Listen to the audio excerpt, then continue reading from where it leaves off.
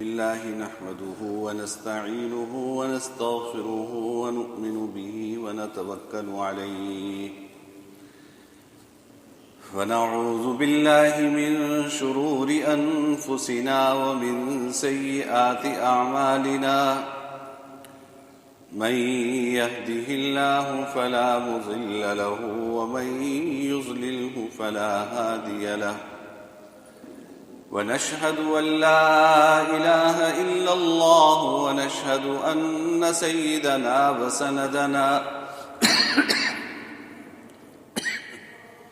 وسندنا وحبيبنا ومولانا محمدا عبده ورسوله صلى الله تعالى عليه وعلى آله وصحبه أجمعين اما بعد برادران عزیز، بزرگان محترم،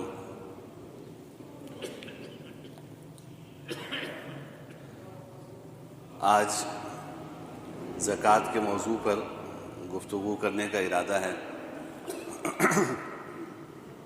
ہمارے معاشرے میں عام طور پر لوگ رمضان کے شروع میں زکوٰۃ کا حساب کتاب کرتے ہیں اور زکوٰۃ نکالنے کا اہتمام کرتے ہیں۔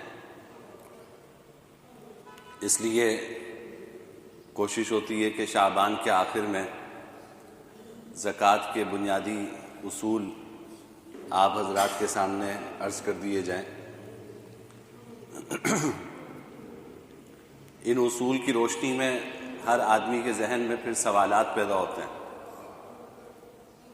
تو اس کا حل یہ ہے کہ اصول سمجھ لیں، پھر جو ذہن میں سوالات پیدا ہوں اس کے لیے کسی مستند مفتی سے رابطہ کر کے اپنا سوال سامنے رکھ کر اس کا جواب ان سے معلوم کر لیں۔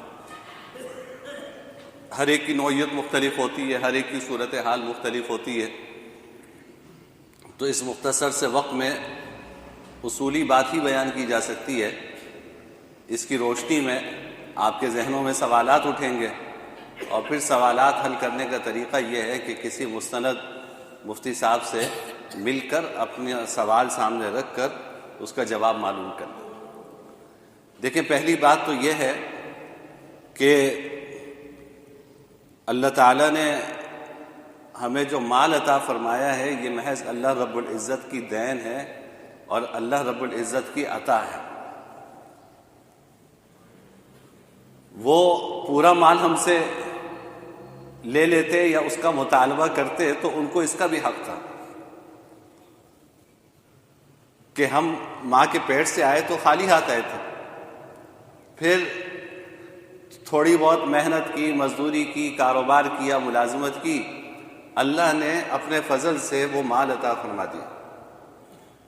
حقیقت یہ ہے کہ جو آپ کاروبار کرتے ہیں یا ملازمت کرتے ہیں، اس میں بھی مال کمانا کوئی آپ کے اختیار میں نہیں ہے۔ جو لوگ خاص طور پہ تجارت پیشہ ہیں، دیکھو جو ملازم ہے نا، اس کو تو پتہ ہے کہ مہینے کے آخر میں مجھے تنخواہ ملے گی، مہینے بھر میں وقت لگاؤں گا، مہینے کے آخر میں تنخواہ ملے گی۔ لیکن جو تجارت پیشہ لوگ ہیں، زراعت پیشہ لوگ ہیں، ان کا توکل اللہ تعالیٰ پر ملازمت پیشہ کے مقابلے میں زیادہ ہوتا ہے۔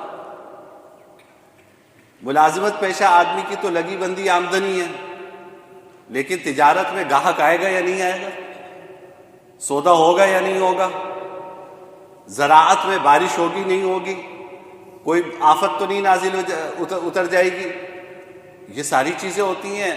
انسان اللہ پہ بھروسہ کر کے اپنا کام کرتا ہے، اللہ اپنے فضل سے عطا فرماتا ہے۔ یہی وجہ ہے کہ اس میں توکل چونکہ زیادہ ہے، تجارت میں توکل زیادہ ہے، اس لیے اس میں ملازمت کے مقابلے میں برکت بھی زیادہ ہے۔ تجارت میں توکل زیادہ ہے، اللہ پہ بھروسہ زیادہ ہے، تو اس میں برکت بھی زیادہ ہے۔ ایک روایت کا مفہوم یہ ہے کہ اللہ تعالیٰ نے برکت کے 10 حصوں میں سے 9 حصے تجارت میں رکھے۔ اللہ تعالیٰ نے برکت کے 10 حصوں میں سے 9 حصے تجارت میں رکھے ہیں، ایک حصہ دیگر ذرائع معاش میں رکھا ہے، تو اس میں برکت اس وجہ سے زیادہ ہے کہ اس میں اللہ پر توکل و بھروسہ زیادہ ہوتا ہے۔ آدھی بھروسہ کرتا ہے بیٹھا رہتا ہے، گاہک آئے گا یا نہیں آئے گا یہ آپ کے اختیار میں نہیں ہے۔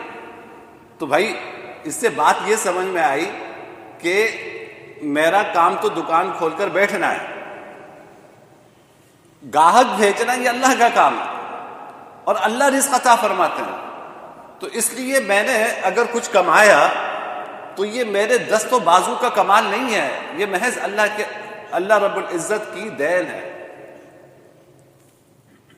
مجھے واقعہ یاد آیا، ہمارے استاد حضرت مولانا تقی عثمانی صاحب دامت برکاتہم نے اپنی کتاب میں ایک جگہ اپنے بڑے بھائی کا واقعہ لکھا ہے۔ ان کے بڑے بھائی مولانا ذکی کیفی، جن کی غزلیں بڑی مشہور ہیں، اور کیفیات کے نام سے ان کی غزلوں کا مجموعہ چھپا ہوا ہے، شاعر تھے۔ لاہور میں کتابوں کی دکان تھی، اور وہ وہی دکان میں کتابیں بیچا کرتے تھے، وہی ان کا ذریعہ معاش تھا۔ تو فرمایا کہ اور تھے حضرت تھانوی رحمۃ اللہ علیہ کے صحبت یافتہ، ان کی خدمت میں بیٹھے ہوئے تھے۔ تو اللہ والوں کی خدمت کا بیٹھنے میں، ان کے پاس بیٹھنے کا بھی اپنا اثر ہوتا ہے۔ تو فرمایا کہ ایک دن بارش ہو رہی تھی بڑی تیز، تو مجھے دکان جانا تھا، وقت ہو گیا تھا دکان کھولنے کا۔ تو میں نے سوچا کہ آج تو بارش ہو رہی ہے، بارش میں کون کتاب لینے آئے گا؟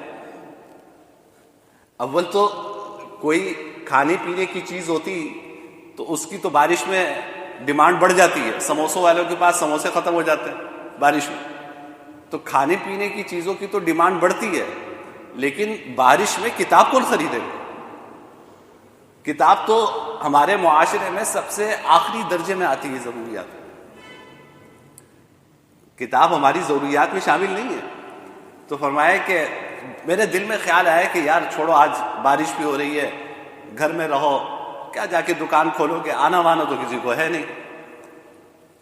لیکن کہتے میں نے خود اپنے آپ کو پھر سمجھایا، میں نے کہا کہ دیکھو رزق تو میرے اختیار میں نہیں ہے، رزق دینے والی ذات تو اللہ کی ذات ہے، میرا کام کیا ہے؟ دکان کھول کے بیٹھنا، میرا کام ہے دکان کھول کے بیٹھنا، باقی رزق تو اللہ دیں گے، کوئی بات نہیں، میں تو اپنا کام جت حد تک کر سکتا ہوں بس وہ کروں، باقی اللہ پہ بھروسہ ہے۔ اور میں یہ سوچا کہ چلو کوئی نہیں آئے گا تو بیٹھ کے قرآن کریم پڑھ لوں گا۔ کہاں میں گیا، دکان کھولی، ابھی بیٹھ کے قرآن شروع ہی کیا تھا، چھتری لے کے ایک گاہک، دوسرا گاہک، تیسرا گاہک، اتنے گاہک آج آئے جتنے عام دنوں میں نہیں آتے۔ چھتری لے پکڑ کے لوگ کتابیں لینے آ رہے۔ تو اللہ نے کیا دکھا دیا کہ دیکھو تمہارا کام ہے محنت کرنا، دینا ہمارا کام، کس کو کتنا دیتے ہیں، کب دیتے ہیں، کیا دیتے ہیں، یہ ہمارے اختیار میں ہے، ہمارے قبضے قدرت میں ہے۔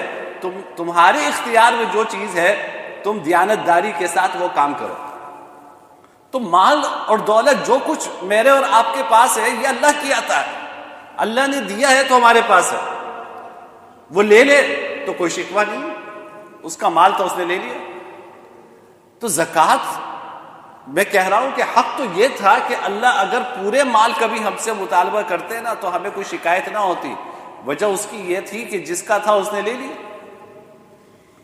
لیکن اور پچھلی امت، اچھا، اور اللہ تعالیٰ کا اتنا کرم ہے کہ ہم سے پورا مال نہیں مانگا،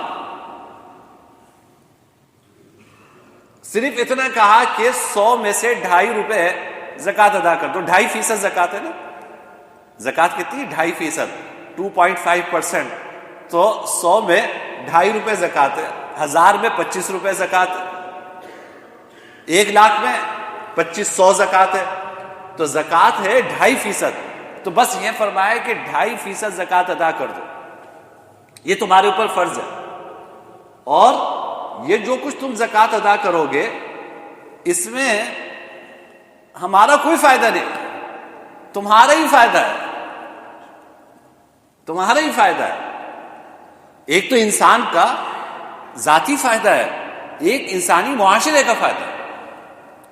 انسانی فائدہ یہ ہے، ذاتی فائدہ زکوٰۃ میں یہ ہے کہ قرآن کریم میں فرمایا اللہ تعالیٰ نے خذ من اموالہم صدقۃ تطہرہم وتزکیہم بہا.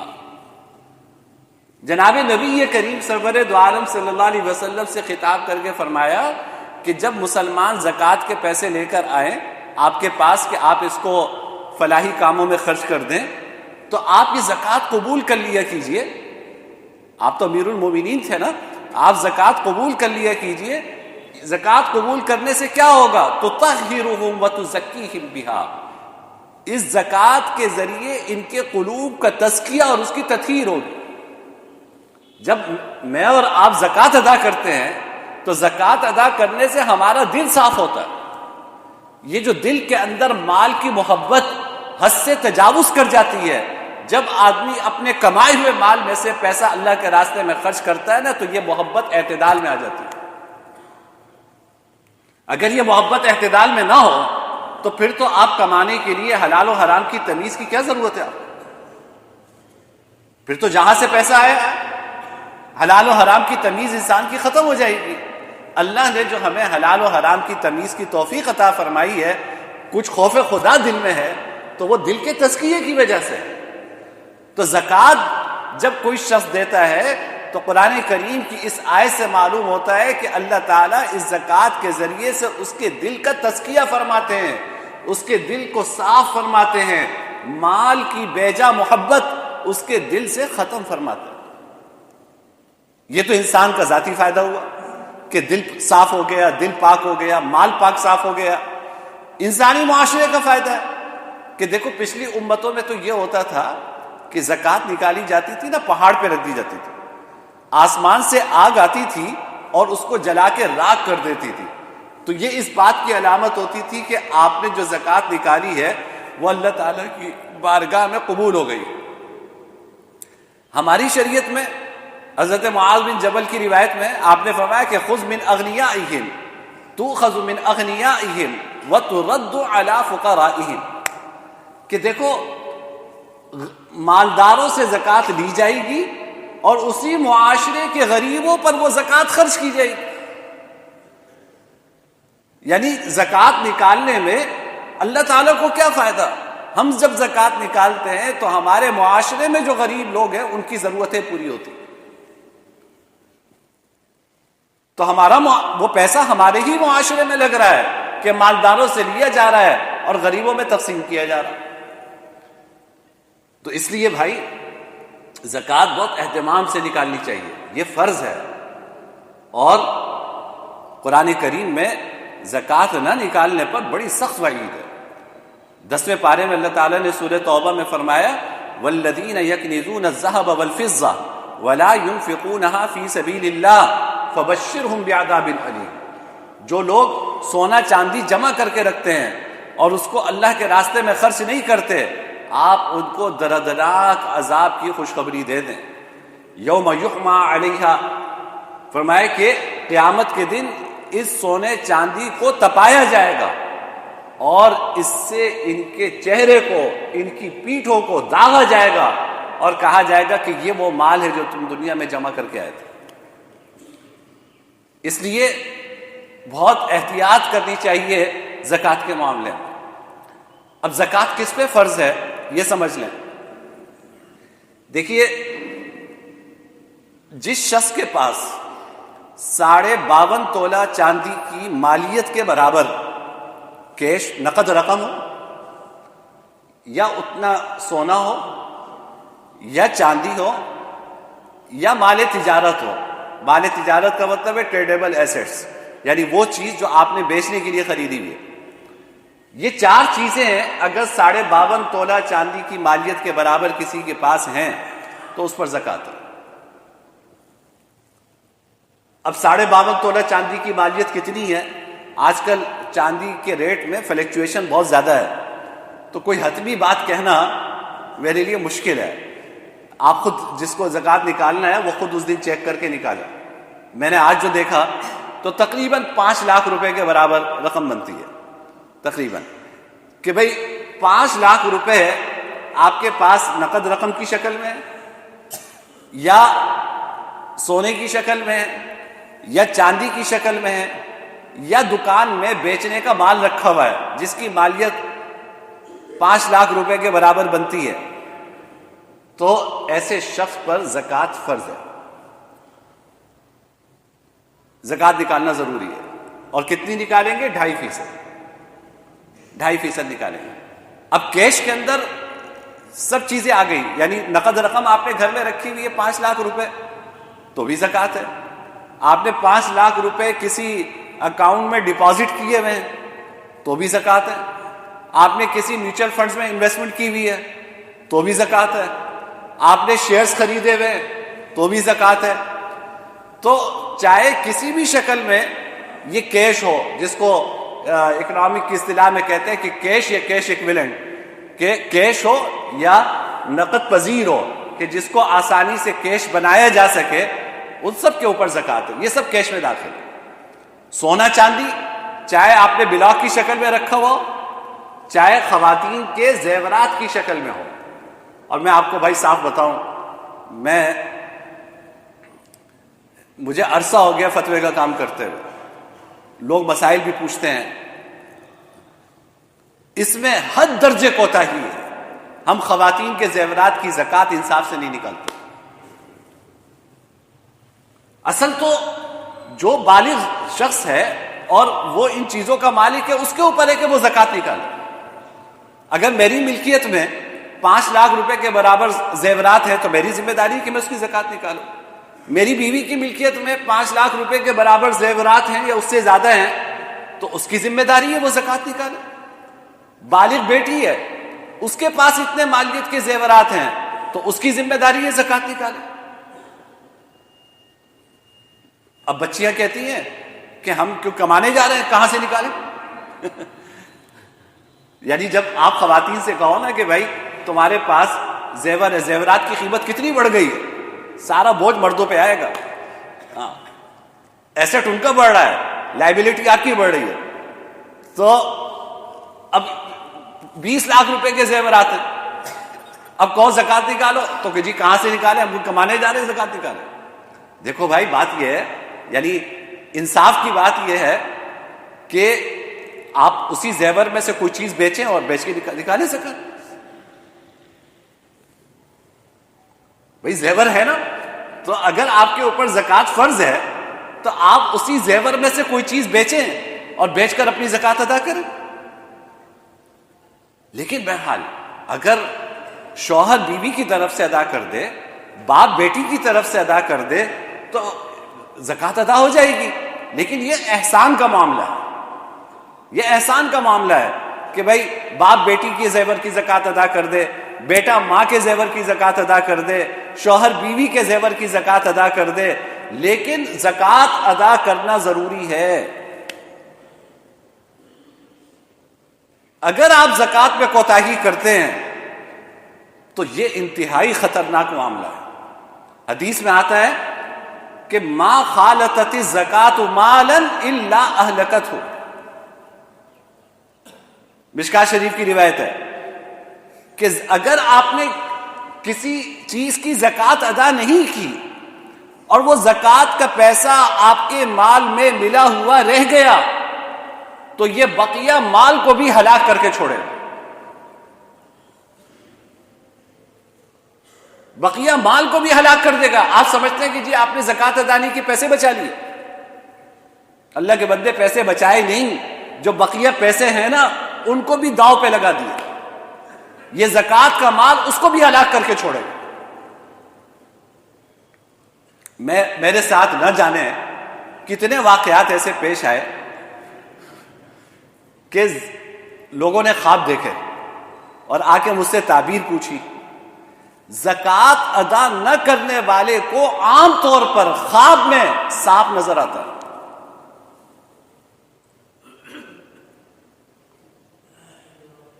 جو آدمی زکوٰۃ کی ادائیگی کا اہتمام نہیں کرتا، عام طور پہ خواب میں سانپ نظر آتا ہے۔ قرآن کریم نے اس کو بتایا۔ حدیث میں آتا ہے کہ یہ مال ایک اژدہے کی شکل میں قیامت کے دن بنایا جائے گا اور اس کے گلے میں ڈالا جائے گا اور وہ اس کو ڈسے گا کہ انا مالک انا کنزک، میں ہوں تمہارا مال، میں ہوں تمہارا خزانہ جو تم نے دنیا میں جمع کیا تھا۔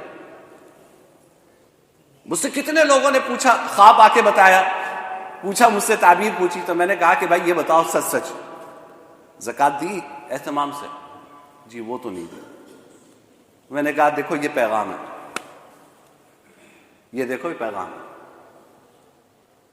جو واقعہ قیامت کے دن تمہارے زکوٰۃ نہ دینے کی وجہ سے پیش آنے والا ہے، جو عذاب تمہیں قیامت کے دن ملنے والا ہے، آج اللہ نے تمہیں خواب میں وہ دکھا کر تمہیں متنبہ کر دیا ہے کہ ابھی زندگی کی کچھ سانسیں باقی ہیں، اپنی اس کوتاہی کی تلافی کر لو، زکوٰۃ نہیں دی تو ادا کر دو، اس میں کبھی کوتاہی نہیں کرنی چاہیے۔ اسی طرح دکان میں جو مال رکھا ہوا ہے جو بیچنے کے لیے ہے، اس کی زکوٰۃ ہے۔ جو مال دکان میں ہے آپ کا اور مقصد کیا ہے؟ بیچنا ہے، اس کی زکوٰۃ ہے۔ آپ نے پلاٹ لیا ہوا ہے، اس لیے لیا ہے انویسٹمنٹ کے لیے لیا ہے۔ انویسٹمنٹ کے لیے لینے کا کیا مطلب ہوتا ہے؟ کہ قیمت بڑھے گی بیچ دیں گے، یہ مطلب ہوتا ہے انویسٹمنٹ کا۔ قیمت بڑھے گی بیچ دیں گے تو اس پہ زکوٰۃ ہے، اس کی آج کی مارکیٹ ویلیو پہ زکوٰۃ ہے، فیس ویلیو پہ زکوٰۃ نہیں، آج کی مارکیٹ ویلیو پہ زکوٰۃ ہے۔ تو جو چیز بیچنے کی نیت سے آپ نے لی ہوئی ہے، گاڑیاں جتنی ہیں گھر کے استعمال میں کوئی زکوٰۃ نہیں، گاڑیاں آپ کے پاس 4 ہیں گھر کے استعمال میں زکوٰۃ نہیں ہے، لیکن ایک آدمی گاڑیوں کا کاروبار کرتا ہے، گاڑی خریدتا ہے، پھر گاہک ملتا ہے بیچ دیتا ہے، پھر خریدتا ہے پھر بیچ دیتا ہے، اس کی مارکیٹ ویلیو پہ زکوٰۃ ہوگی۔ اور یہ جو ہمارے تاجر حضرات ہیں، میں آپ سے عرض کروں، آپ لوگ اندازے سے زکوٰۃ نکالتے ہیں، یہ غلط ہے۔ اندازہ لگانے میں بھائی غلطی بھی تو ہو سکتی ہے، اگر آپ نے زیادہ نکال دی تو اچھی بات ہے، لیکن اگر کم نکلی تو؟ آدمی سال میں کسی ایک وقت تو اپنی کلوزنگ کرتا ہے نا، کچھ لوگ 30 جون کو کرتے ہیں، کچھ لوگ یکم رمضان کو کرتے ہیں، کوئی تو ایک تاریخ ہوتی ہے جس میں آپ اپنے کاروبار کی کلوزنگ کرتے ہیں، اپنی بیلنس شیٹ بند کرتے ہیں۔ اس وقت زکوٰۃ کا حساب کرنا چاہیے آپ کو، کہ جس وقت آپ نے سارا اپنا کھاتا بند کیا اور حساب کتاب کیا کہ بھائی دکان میں مال کتنا پڑا ہوا ہے، کیش کتنا ہے، اور لوگوں پہ قرضے کتنے ہیں، مجھے ادا کتنے کرنے ہیں، وصول کتنے کرنے ہیں، یہ سارا جس وقت آپ حساب کتاب سال میں کرتے ہیں اسی وقت زکوٰۃ کا حساب کر لیں۔ لیکن زکوٰۃ کا حساب اندازے سے نہیں ہوتا، زکوٰۃ کا حساب جو ہے وہ یقینی طریقے سے کرنا چاہیے، تاکہ ہمارے اوپر کوئی ایسی رقم نہ رہ جائے جو زکوٰۃ میں ادا کرنی تھی اور ہم ادا نہ کر سکیں۔ تو اس لیے زکوٰۃ کے حساب کتاب میں احتیاط سے کام لینی چاہیے۔ اور پھر دیکھیں آپ نے حساب کتاب کر لیا زکوٰۃ کا، مثلا یکم رمضان کو آپ نے حساب کیا، آپ کی زکوٰۃ بنتی ہے 2 لاکھ روپے، یہ کوئی ضروری نہیں ہے کہ آپ 2 لاکھ آج کے آج ادا کر دیں۔ آپ مثلا پورا سال آپ کے پاس ضرورت مند آتے رہتے ہیں، آپ کے بہت سے عزیز و اقارب ہیں جو ضرورت مند ہیں، آپ ان کی مدد کرتے ہیں، تو بھائی آپ نے 10,000 روپے زکوٰۃ ادا کر دیے، 1,90,000 روپے اپنی ڈائری میں آپ لکھ لیں کہ یہ بیلنس رقم ہے جو زکوٰۃ کی مد میں مجھے ادا کرنی ہے۔ اگلے مہینے 10,000 اور ادا کر دیے، وہ بھی لکھ لیں۔ تو زکوٰۃ کا حساب کرنا ضروری ہے، سال پورا ہونے کے بعد زکوٰۃ یکمشت دینا کوئی ضروری نہیں، آپ حساب کتاب کر کے رکھ لیں اور اپنی ڈائری میں لکھ لیں، بچوں کو بتا دیں کہ دیکھو یہ زکوٰۃ اتنی میری بنتی ہے اور میں ایسے ایسے اس کو ادا کر رہا ہوں، اگر میرا انتقال ہو جائے تو دیکھ لینا کہ کتنی رقم باقی ہے، وہ تم زکوٰۃ کی مد میں میری طرف سے ادا کر دیں۔ تو آپ اس طرح کر لیں۔ تو بہرحال جس کے پاس 52.5 تولہ چاندی کی مالیت یعنی 5 لاکھ کے برابر نقد رقم ہو، یا سونا ہو، یا چاندی ہو، یا زیورات ہو، یا بیچنے کے لیے کوئی چیز خریدی بھی ہو، یا دکان کے اندر مال رکھا ہوا ہے جو بیچنے کا ہے، اس کے اوپر زکوٰۃ لازم ہے۔ اور زکوٰۃ دے کس کو سکتے ہیں؟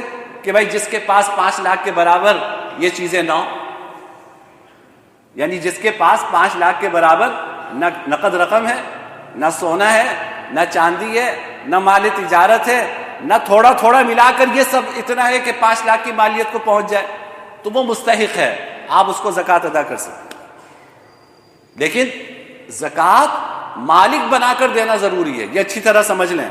یعنی زکوٰۃ کے لیے ضروری ہے کہ آپ کسی فرد کو، کسی شخص کو اس کا مالک بنائیں، اس کو مکمل اختیار دیں کہ وہ ان پیسوں کو جہاں چاہے صرف کرے، تب زکوٰۃ ادا ہوتی ہے۔ ہم مسجد میں زکوٰۃ نہیں دے سکتے، اس وجہ سے نہیں دے سکتے کہ مسجد میں مالک بننے کی صلاحیت نہیں ہے۔ ہاں آپ زید کو، بکر کو، خالد کو جو غریب ہیں آپ ان کو زکوٰۃ دے دیں کیونکہ وہ مالک بن سکتے ہیں اس کے۔ تو زکوٰۃ مالک بنا کر دینا ضروری ہے۔ آپ کسی کی، فرض کیجئے کہ آپ نے کسی کی ڈاکٹر کی فیس ادا کر دی زکوٰۃ کی مد سے، آپ کی زکوٰۃ ادا نہیں ہوگی۔ آپ اس کو پیسے دیں، وہ اپنی فیس ادا کرے گا غریب، تو پھر زکوٰۃ ادا ہوگی۔ ڈائریکٹ آپ فیس ادا کر دیں، اس سے زکوٰۃ نہیں ادا ہوتی۔ تو بہرحال یہ سارے اصول ہیں، ان کو سامنے رکھ کر زکوٰۃ کی ادائیگی کا اہتمام کرنا چاہیے۔ اور دیکھو سب سے پہلے حق آپ کے قریبی رشتہ داروں کا۔ اگر آپ کے قریب ترین رشتہ دار یعنی آپ کا بھائی، آپ کی بہن، دیکھیں آپ اپنے والد، والدہ، دادا، دادی، نانا، نانی، اپنے بیٹا، بیٹی، پوتا، پوتی، آپ جن سے ہیں یا آپ سے جو ہیں ان کو زکوٰۃ ادا نہیں کر سکتے۔ باقی بہن کو دے سکتے ہیں، بھائی کو دے سکتے ہیں، چچا کو دے سکتے ہیں۔ قریبی رشتہ دار آپ کے سب سے پہلا حق زکوٰۃ میں ان کا ہے۔ اگر وہ مستحق ہیں تو آپ زکوٰۃ کی رقم ان پر صرف کیجئے، ان کی ضروریات میں صرف کیجئے، یہ سب سے پہلا حق ان کا ہے۔ اور اگر آپ کے رشتہ داروں میں ماشاءاللہ سب صاحب وسعت ہیں تو پھر دوسرے مستحقین کو تلاش کیجئے، مدارس کے ساتھ تعاون کیجئے زکوٰۃ کی رقم سے، کہ ہمارے مدارس جتنے ہیں وہ زکوٰۃ ہی کی رقم سے چلتے ہیں۔ مدارس میں بچے جتنے پڑھتے ہیں ان سے فیس نہیں لی جاتی۔ مسلمان اپنی زکوٰۃ مدارس میں دیتے ہیں، تعاون کرتے ہیں تو مدارس کا نظام چلتا ہے۔ اور آج اللہ کا شکر ہے کہ پاکستان میں آپ ہی لوگوں کے تعاون سے مدارس کا سارا نظام قائم ہے، اور یہاں سے حفاظ بھی پیدا ہو رہے ہیں، علماء بھی پیدا ہو رہے ہیں، دین کا کام کرنے والے پیدا ہو رہے ہیں۔ تو یہاں زکوٰۃ ادا کیجیے، یا ایسے اسپتالوں میں جہاں زکوٰۃ کی وصولی کا نظام ہے وہاں دیجیے زکوٰۃ۔ ہمارے قریب میں انڈس ہاسپٹل ہے، اللہ کی کتنی بڑی نعمت ہے جو ہمیں پڑوس میں میسر ہے، اور یہاں زکوٰۃ کی وصولی کا پورا انتظام موجود ہے، تو آپ یہاں دیجیے زکوٰۃ۔ تو بہرحال اپنے رشتہ داروں سے آغاز کیجیے، اور یہ سارے دین کے کام ہیں، ان میں زکوٰۃ صرف کرنے کی کوشش کیجیے۔ اللہ تعالیٰ مجھے اور آپ کو احتیاط کے ساتھ اپنی زکوٰۃ ادا کرنے کی توفیق عطا فرمائے۔ وآخر دعوانا الحمدللہ رب العالمین۔